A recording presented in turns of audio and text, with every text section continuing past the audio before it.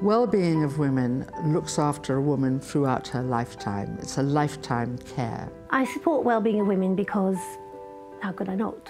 I'm a woman. I know lots of women. I want them to be healthy. Over the 20 years or so that I've been involved with Wellbeing of Women, its purpose has broadened. Wellbeing of Women is the only research charity to specifically fund research into women's health.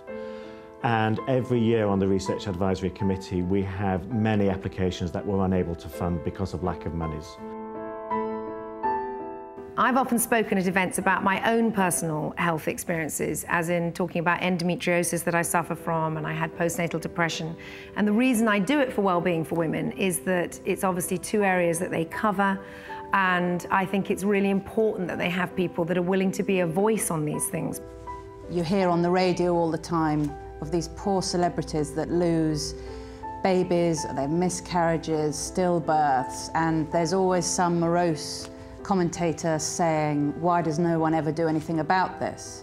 And I always find myself in the kitchen screaming at the radio that someone is doing something about it. You know, young women today certainly don't share the same inhibitions as their grandmothers did, but there's certainly some taboo issues that still exist. For example, gynecological issues. There are areas that we don't talk about very often that are important to women, particularly those who are in the workplace. And after all, the health of women is important to all of us. It's important to their partners, it's important to their children, it's important to the businesses they work for.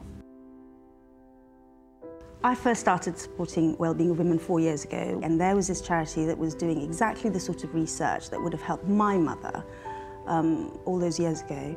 She died of cervical cancer 26 years ago and had very little knowledge of the disease. I first started supporting Wellbeing of Women when my mother died in 1988 of ovarian cancer. We had no idea she was ill at Christmas and she died on Valentine's Day. I was only 26 and I had no idea what ovarian cancer was. I'd never heard of it. My life at Wellbeing of Women is not a job.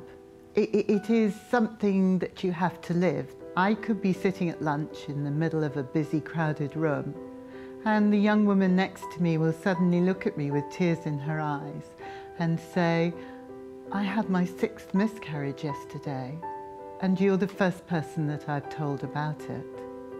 I want to cry.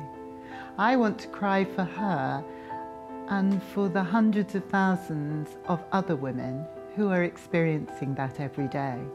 If you come and help us, I can guarantee that you will enjoy being part of the biggest and most diverse family that you will have ever met in your life. Wellbeing of Women. Wellbeing of Women. Wellbeing of Women.